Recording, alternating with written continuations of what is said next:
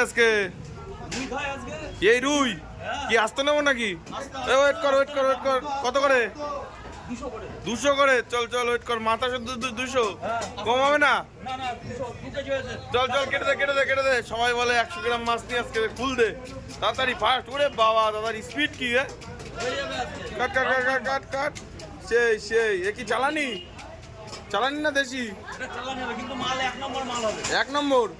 বাবা চলো 1 নম্বর হয় কিনা দেখা যাবে, খেয়েই দেখা যাবে। কাটো কি ডিম আছে নাকি? ডিম ছাড়া রুই তো গ্যারান্টি। চলো তাহলে দেখা যাক। এক্ষণে তো ফাটবা। এ কি তুরন্ত কাটিং, হ্যাঁ রানিং সার্ভিস তো। হ্যাঁ চলো এত স্পিড। বন্ধুরা নেতাজি মার্কেটে চলে এসেছি আর আজকে আস্ত রুই জমে যাবে একদম।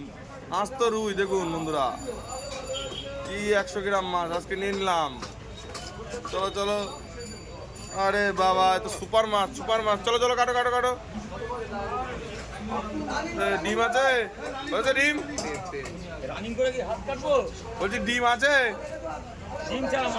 আরে বাপরে, তাই তো গ্যারান্টি দাদার কথা কাজ সমান। চলো ফাড়ো।